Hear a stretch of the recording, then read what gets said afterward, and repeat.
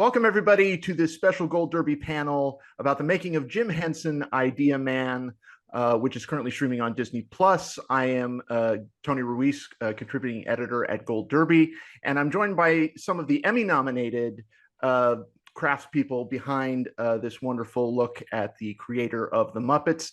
We're joined by Mark Monroe, writer and producer, cinematographer Igor Martinovic, editor Paul Crowder, composer David Fleming, supervising sound editor Daniel Timmons, and re-recording mixer Tony Volante. And Mark, I want to just start with you in terms of just this project. You know, this is the most nominated documentary this year at the Emmys, and all of you are nominated.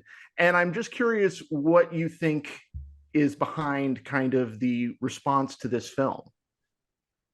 I would have to say Jim Henson himself. I think I'm not going to speak for my partners here, but it was an incredible privilege, pleasure, honor, joy to work on this film as a creative person, to work on a film about someone whose creativity seemed to have no bounds, no stop button, no pause button. I think that is very inspirational for a lot of folks, especially who strive to do the kind of things, the kind of work that Jim did. So I can't tell you how excited I am that the film was recognized in this way. For all the people seemingly that worked on the project to get some sort of recognition for it, it makes you feel really good about working on it with these folks. So I do think it's Jim himself that really sparks inspiration in people as they watch the film. I'm of an age where, I can't remember, Jim Henson and the Muppets and Sesame Street was so instrumental in my childhood. I'm curious if any of you have a specific memory of Jim Henson's work growing up. I can't imagine any of us didn't. I mean, I said all the counting videos, the ABCs, that I have my favorites, like, oh, I like the number 9 one because it would do this, there were the melodies and everything. So much of it was definitely part of my childhood, without a doubt. And then when the Muppets came out, I was an early teenager, and it was just right up my alley with the side humor, the adult humor that's in the Chip Charles thing, which was such a great thing that Jim had about him all the time. I mean, to talk about the early inspiration, Mark and I and a bunch of the people from the production and the creative, we went to what was A&M, but now is the Jim Henson lot, and we watched like 3 hours of his old movies, all the old stuff that he did in the 50s and 60s. We just got to sit there with the family and talk about it all, and I was so amazed at the editing style, how he would do his editing. And remember, he's editing Super 8. He isn't digital. He isn't able to do one-frame edits. He's making a lot of opticals and everything. It was such an inspiration to watch as an editor. I like to edit with a lot of kinetic energy, and what I do, to watch his stuff and how he was doing it then and how he had to do it, and with all the stop motion and everything.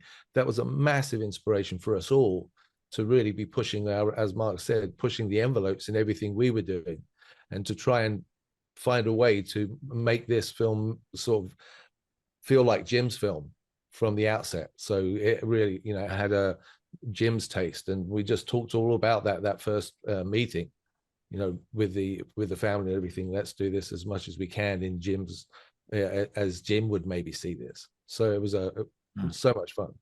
Paul, I think that carried through all the way to the end, to post-production. Absolutely, right. And inspiration. Yeah, we felt it all the way through to the finish line. Felt Jim's presence there and that inspiration from all his work.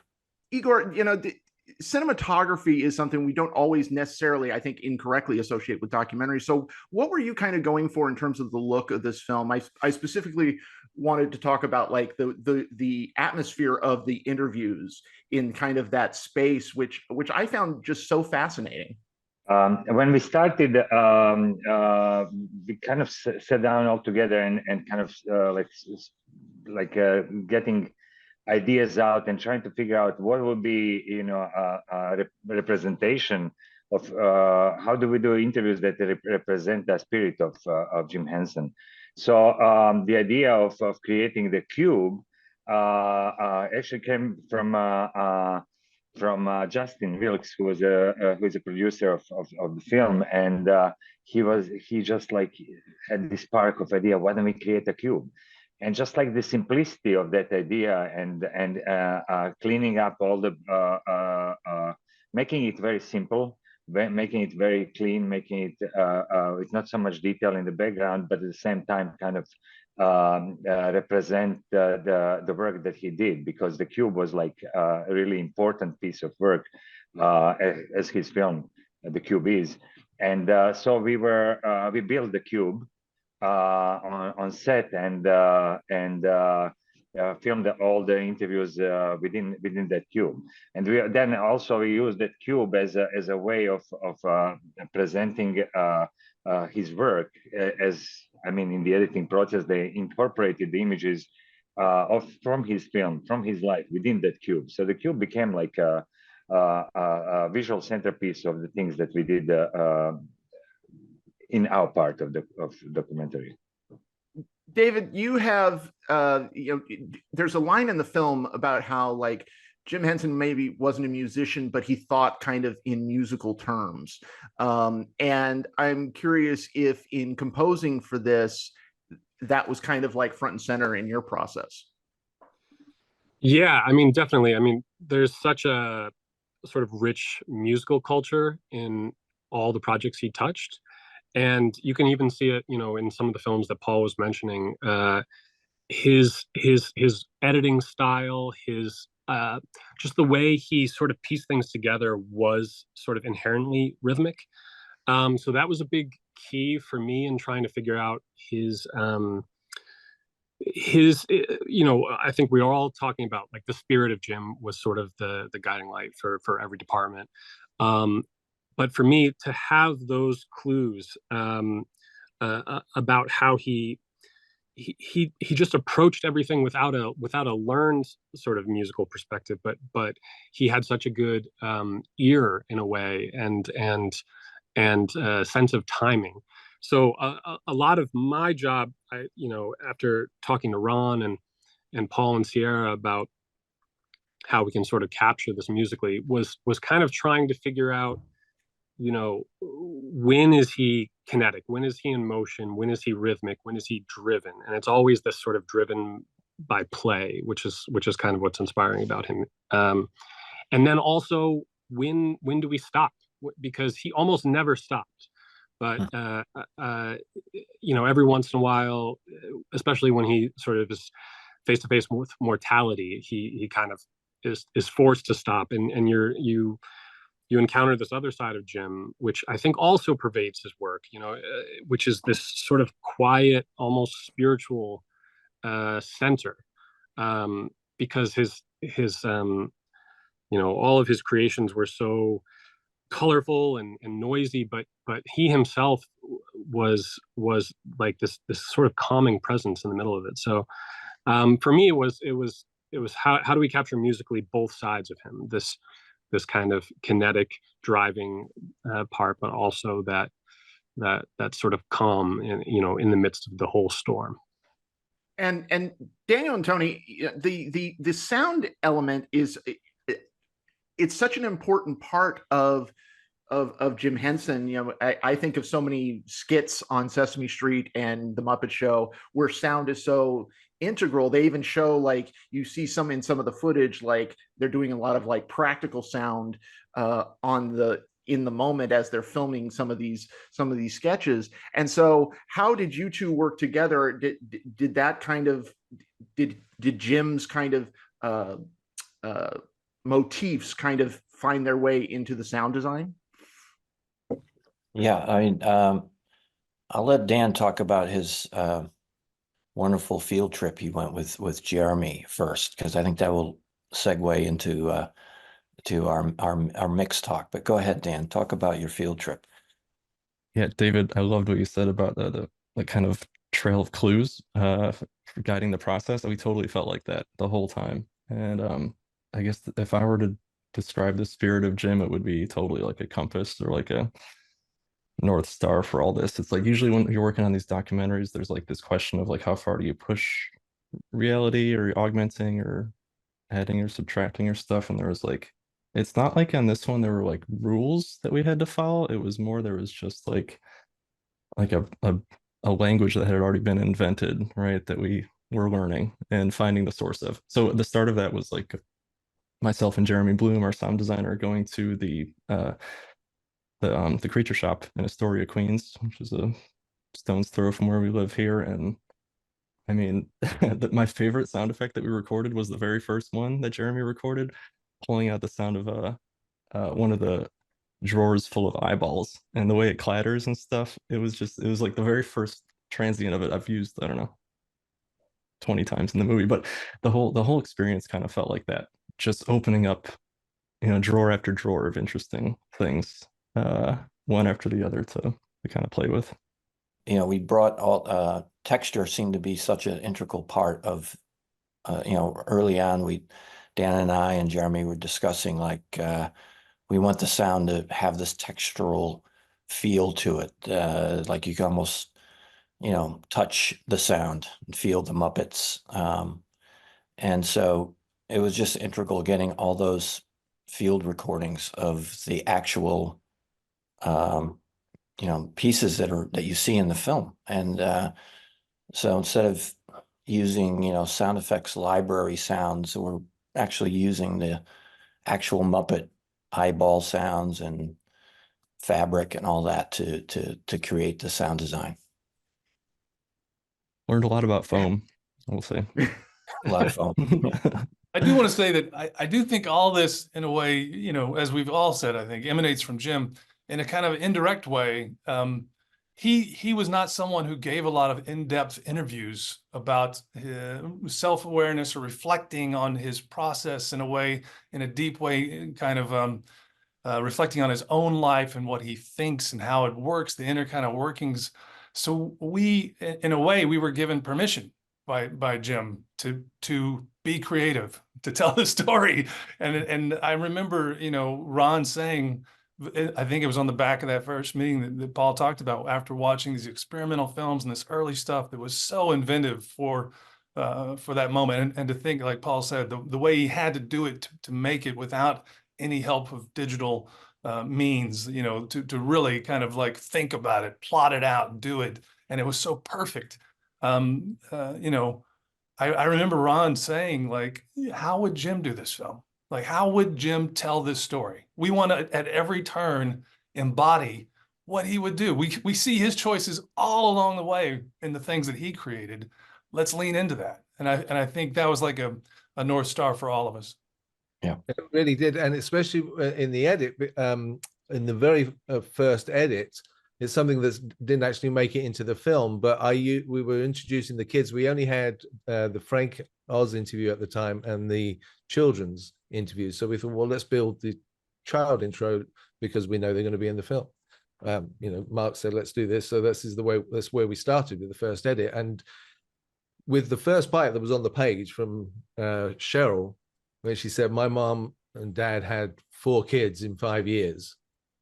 The first thing just flew straight into my head. 1, 2, 3, 4 from Sesame Street. So I just said, well, why not do that? And put the photos of each kid up and took the 1, 2, 3, 4 and take the music and sort of start building from that point. And it was just that one simple little idea that just suddenly realized, crikey, you could do this now and add this bit and do that. And it really just opened it up. And then now we got the cube, we can play with the cube. The cube can have all these images that fly across it and we can transition with it and blah, blah, blah. It was this wonderful sort of inspiration straight out the gates. Like Jim just went, Chung, this is how you do it. And when we followed on from that, it really informed everything else that we built after that. So even though the way we built that scene didn't end up in the movie, in the final cut, I should say, it was a very inspiring and a very informative thing. And it was just leaning into Jim, doing it Jim's way. Jim would potentially do this, lean into his own work in that fashion. So it's fantastic stuff and so exciting to get to what, I mean, we have the best job as editors. We get to watch everything.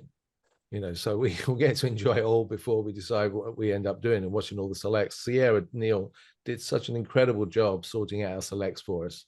So we had so much easy, digestible stuff because there is so much for everyone to look through, for Mark and everyone and Ron and all the creatives to go through, and we can make the best decisions going forward. And it really was a wonderful collaborative process throughout the entire thing, and a very enjoyable one as well. It was always fun. It was, you know, in the meetings, it was fun about what's coming next, how we can do this, how we could do that. It was great, really great experience.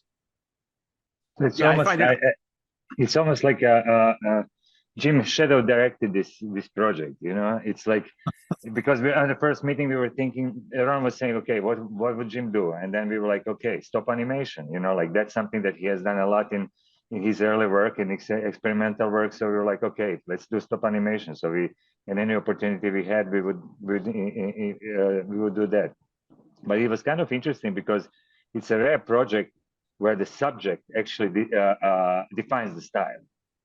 Mm. It was kind of like a privilege to be in the position of, like, you know, just applying things that come naturally. You know, we didn't have to invent things. You know, they were given to us. And certainly with that, with the stop motion, which was like one of the first things you shot, we got to play with, and it was like you got someone like Frank Oz. He gets it. Yeah, I know what to do. I can do this. You know, figured it out with Frank, and then the kids get it as well, Brian and Lisa and everybody. So we got to play with there. So we had all these different versions where we were using a lot more of the stop motion to set up the interviews at times. But as I said, it was just these great little injections of Jim that would just fly into your head and inspire you. His presence really was there. It was great. Such a privilege, you know. It's like, it's not weird we were asked to do any of this. It's like, it's almost like the mission was just understood, that like, it's okay, align yourselves with the place that Jim creates from, which is such a pure, honest, like awesome place. It would almost seems like it would be kind of like, you know, reliving your childhood in a certain way as you're going through some of these things. I remember watching some of these scenes and going, I remember watching that segment of Sesame Street, or I remember the Rita Moreno episode of The Muppet Show, you know, because I'm that old. But did you guys have kind of like almost kind of like a same kind of deja vu sense as you were going through a lot of it? Yeah, definitely. I mean, like the Sesame Street stuff in particular is so like deeply ingrained in, you know, like a toddler's brain probably. And but what was interesting was to kind of rediscover it with the context of what it was, because you know, I probably, like a lot of people, just assumed that Sesame Street was a really natural thing for Jim to do, and that's Jim Henson from Sesame Street and the Muppets. And when you see in the context of the film that he was actually really reticent to do children's TV, and in fact the videos that Paul's talking about, those number videos, were kind of like they were like used to entice him to do it. Like, oh, if he does this children's TV show, he can, you know, do these little experimental shorts. So to see these things that were so I took for granted as a child as just part of the structure of children's television were actually really subversive. These experimental shorts that were just stuck in the middle of kids' morning TV. So it was amazing to kind of rediscover him in that context as really as like an experimental filmmaker who, you know, we all love from so much sort of young adult and young person's content. But in reality, he was really like a radical filmmaker first, and but then did have this heart to what he did that made it so easy for everyone to connect to at the same time. Yeah, Mark, you as the writer, I mean, your process to just to dig into the mountains of material how do you even begin to start sorting through that? Well, it's actually, you know, like I say, Jim did not leave us a lot in terms of his own inner workings or inner feelings about his life and his work. I'm a guy who, I like to kind of scan some earlier material. What I really like is timelines and factual things that happened. And then I like the evidence itself, right? Like the films, to sit there and look through the films. The Red Book, which was a book of just notes, just like little scribblings. And there's several books that the Henson productions in the Henson family have put out in terms of his creative process. I'm not a guy who necessarily, and there's a great, wonderful book, not to diminish the book. What's the guy's name? Sorry, I'm blanking on his name. Brian J. Paul. Anyway, I'll think of it. A Henson biography. It's very comprehensive, but it's also kind of his interpretation in some ways of important scenes. And I always think like, well, this is a visual medium. This is about the things that exist. This is about the memories that people who know him well are going to tell us. So sometimes you can get trapped into wanting to bring something from a book to life that you don't actually maybe have in the real world in terms of the edit and in terms of people who are going to be significant contributors. So I'm always kind of more leaning into just the evidence, I guess you would say. And so it starts really with conversations with Ron, watching these films, talking about our own memories, talking to the family. And then you really are guided by the interviews, in a way, the timeline and the interviews. And I think, his restless energy to be creative at all times was captivating. The other thing is every time he would have success, kind of getting into entertainment, which is all he wanted to do was entertain people. And the avenue that opened up for him was puppets, was Muppets. But he would always spend that capital on new experiences, new ideas, new things. He didn't want to be trapped in just being the puppet guy, right? And so, yeah, I think Brian says it well. He's like, my dad could have gone on and made, like printed money making children's shows if he wanted to. That's not at all what he wanted to do. And so he used that as capital to move to a new direction. I think that was super exciting and really defining for us in terms of how to tell a story. Yeah, and I think the other side of it was where Ron was always coming from, was Jane's participation in his life, and was always pushing for more Jane. Again, as Mark has alluded to, we didn't have great interviews with her, and the quality was extremely low. They were like dictaphone type things where someone's doing a written piece. So they're just having a conversation for it like that, and then maybe making sandwiches, making tea, walking around the room. So that it's very hard to have the audio quality to really sort of bring the emotion of the story that she's telling through. We got so lucky at the end, AI came to our rescue where it got really, really good, just as we got into the last process where we could really amp up the quality of some of these recordings. But her story, Amit, was really the key part, was Jane's involvement, almost as she would say, I was the person who discovered Jim Henson, but I think that was really the key for what really turned the film. The more we could keep Jane in the story and keep telling it from her point of view as well, and their relationship, that's really what strengthened everything else that was happening. Because we the obvious parts of the story you have to tell, but it was great to be able to tell these other emotive pieces that are happening at the same time. His desire to want to do something and couldn't do it, and ended up having to do this various times, and not being able to get the Muppets off the ground, and finally getting it off the ground. All of Jane that gave us a window into his emotional life that was hard to access just through him. So paralleling her relationship, the ups and downs of their relationship together in terms of how they started the business together and obviously started a family together, seeing the kind of trajectory of the business and his fame as the family, as we're getting insight into what her feelings were at the time and what their relationship was like at the time, was really the dramatic kind of glue that made the whole thing stronger. I did not realize, as somebody who thought I knew a lot about Jim Henson, you talk about the filmmaking, the short films, especially, and kind of like the experimental techniques that he was doing. have you all work in different kind of crafts? I'm just curious if you saw anything in Henson's work that you're like, oh yeah, that's kind of commonplace now, because he really seemed to be ahead of the curve in a lot of things. I mean, I'll jump in. Yes, definitely with the editing style, figuring out, as we have already spoken about how he did some of those things that he did in those early films. But the fun he was always having, and the jokes that are in there, and I don't know if you could consider it pushing the envelope, and they were pretty violent, some of these things.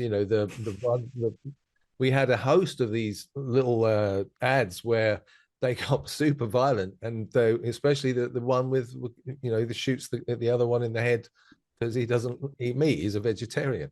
It was like absolutely shocking, but it's like okay for the time, I guess. He was totally always doing things. I don't suppose that would fly in today's world, but his editing style, the way he was putting the things together, was very contemporary. And that was the thing that really hit me when we were watching those early things. Was like, man, this could have been edited, last week. So it was really, that was fascinating, and because of his limitations, and he still made it feel as entertaining as a lot of the stuff we will watch today.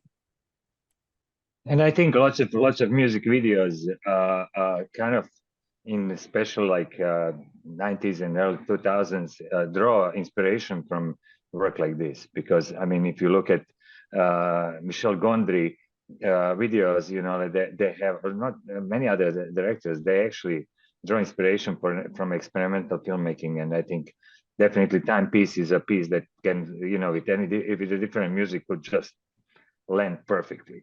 It doesn't have to be the soundtrack that is on right now, but just like as a music video, works amazingly.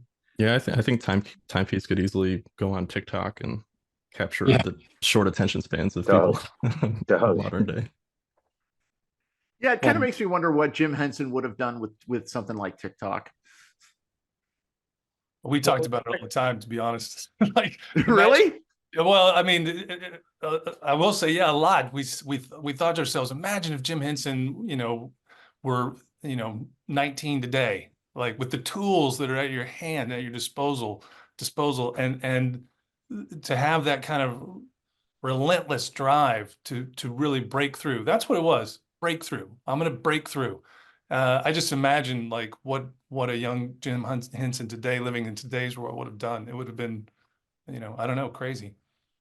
Well, that was the other interesting thing too, is that that I didn't know about, that puppets were sort of his way into TV. He wanted to get into TV, so it wasn't that he had this great passion for puppetry. It was just that was the way into sort of the thing that he was experiencing. So yeah, I think whatever the media was, it just seemed to be, he was drawn to ways to tell stories, and sort of accidentally, became the most famous puppeteer of all time.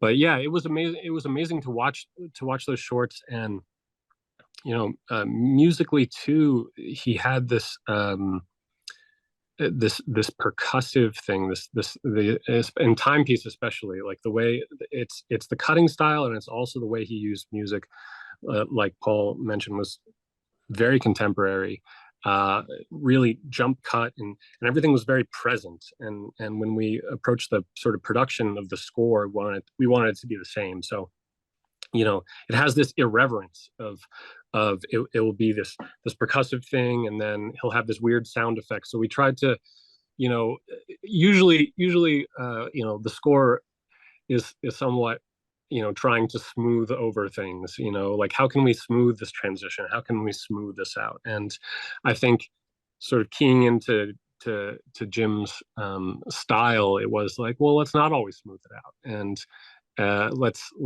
let's jump around a lot. And I know Paul and Sierra were feeling the same way with the edit. So it kind of felt like being in a great rhythm section with editorial, and just keeping the beat. I know, like that chair that slides out at that one point, I think is a good example. Like, it's the coolest chair, I don't know, I've ever. Yeah, well, I mean, that was the inspiration where they started with the cube. What was so brilliant about using the cube was that the cube is a place where anything can happen. Like in his 1967 piece, you know, that it was this weird place where the guy was in and out of realities and all sorts of things happening in there. So we just lent into that as much as we could. So we had all that at our fingertips. Yeah, the chair can slide out, chair can disappear, TV can come out the wall, pictures can project on the back walls, you know, and that was once we started projecting and putting images on the walls, when they weren't on the walls, they really felt bare for a second. So it was like, it was like very inspiring to get colors and just keep it alive, because I'm sure that, you know, that's where Jim would have gone with it. You know, he would have felt the same thing. He would have felt exactly what we were feeling as it was being developed. So yeah, it was really pretty amazing, some of that stuff, I have to say. But then, you know, remembering that, you know, we were talking about if he were alive today, the Creature Shop is still going. They still do a lot of stuff that we see on TV that I didn't even think about when I was watching The Hitchhiker's Guide to the Galaxy the other day, and having found out that was all the Creature Shop did all that stuff. You can see it. You can see the Jim in it. You know, you can really tell those where the inspiration of how Jim would have done those creatures, etc. When you look back to Labyrinth, etc., and oh gosh, I'm spacing on the Dark Crystal. Dark Crystal, thank you. Everyone's going to hate me now. You forgot. You know, you can see the transition in a lot of those stuff. So it's his work is still, you know, in so much of what we see, because his inspiration has continued. And you know, Brian and Lisa and Cheryl, Heather, they all still continue, you know, that legacy as best they can as well. It's fantastic.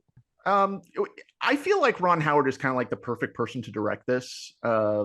It just seems so perfect, as, you know, he still, to me, even now, seems like a big kid. What was it about Ron, and anybody can take this, what was it about Ron that made him kind of like the perfect person for this? I'll jump in and just say, if you know Ron, he's endlessly curious and endlessly fascinated by how life works, how people work, how creativity works, and there is a match there, and you feel it in terms of Jim's exploration, adventurous feeling about his work and about work in general. You know, we didn't talk much about it, but you know, I could have watched an entire film on just the process that he invented all along the way for putting puppets on television, with the close-up and the proscenium and the, you know, the scene that we show that he filmed, that showed a kind of behind the scenes of how we're doing this with like flour and the funnels and poof, like all that stuff is absolutely amazing to me. And I think that is representative of just like, figure it out. Like, let's just figure it out. Let's just do it until it looks right and works right. And I think Ron has a lot of that in him. Like, I feel that, and you know, I've been fortunate to work on a few films with Ron, and he's endlessly wondering about people's lives and how they work and how to make things better and what someone else would have done and how people see it. Like, the curiosity factor is really high, and I feel like that's the same with Jim Henson. Well said. Well said. And I think also, like during the interviews, I think Ron has a really disarming quality, because people just relax and they just tell their stories, you know, freely, and they forget they're interviewed. So I think that's really important in a piece like this, where you want to extract as much information and as much personal information about somebody that is actually sheltering his personal life from the public. So I think Ron did an amazing thing there. Yeah, I mean, it's just always like Mark. I'm lucky enough to have worked on a few films with Ron, and he's an inspiration in himself. You know, I mean, people talk. I don't want to sort of like, you know, hey Ron, big him up too much, but you know, he's a proper director. He's an auteur. You know, he really knows what he's doing. He's got such experience in the process. He's so brilliant at engaging with people and getting the best out of all of us, and seeing what we do and talking about what he wants, and we find the ways to blend the ideas and move forward, and he sees something he likes, or he hears something he likes, or any of those elements, that the details. I think it's really in the details so much, where he spots the detail that's important. Let's do more of that one little thing, and let's do a bit more of this and a little more of that, where it really helps embellish everything to degree, and it's in all levels. And what's really great, I think, is because he's a narrative filmmaker as well. He understands how he wants to build the scenes if it were narrative. So how can we now do that with the documentary? How can we lean into making a scene that would play like this?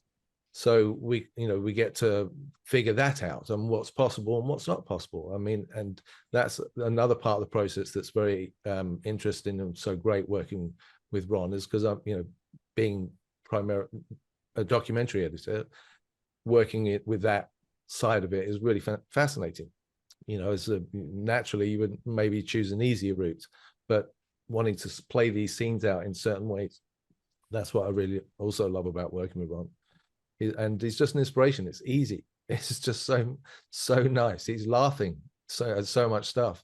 It's really, really, really good. And with stuff like this, a lot of scenes will come through and you watch them over and over. They're still funny every time you watch them. And it's great. It's got a magical laugh. And of course, like for me, he was, he's Richie Cunningham. He was Fonz in the Fonz. I loved the Fonz growing up. So, and for other people, it's Opie as well. We didn't get so much of that. We had it in England, but I didn't watch that as a kid. But I would get to work with Richie Cunningham and American Graffiti, one of my favorite all-time films. It's just awesome. The soundtrack. I love the soundtrack. I love the film. So I pinch myself sometimes that I get to be in his presence. This is so it's wonderful in every way. Working with Ron, it's just great. Yeah, you see in the film when people talk about Jim, especially towards the end, with all his collaborators, just talking about how he made it feel fun always, and he made it feel like a family and collaborative, and and he was so prolific, obviously, as is Ron, and both men, seem kind of driven by curiosity, as Mark said, or playfulness. It's like a very positive drive, and I think everyone who works on a film with Ron, you can't help but sort of get sucked into that positivity of we're making something, and isn't this amazing? Isn't this great? So I think there's the similarities are definitely there, and actually we had a screening at the Academy Museum, and a couple of Jim's kids straight up said, like, one of the reasons they were interested is because Ron reminded them of their dad. So that was pretty incredible to hear them say that.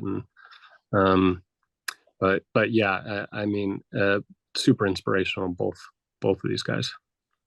I mean, it was interesting. First time we met, this is my first project with Ron, and we sat down in a meeting, and Ron was just asking people, what for the ideas. So everyone had a space to pitch the idea, and that is like unheard of for like a caliber of a director like this. Like you expect that somebody he's gonna come in and he's gonna be like, okay, we are doing this and that. He was just bring your ideas into and we'll decide which idea is the best. That's really phenomenal. That shows the strength. That shows somebody that is confident, and somebody that really can embrace the best idea rather than dictate what to do.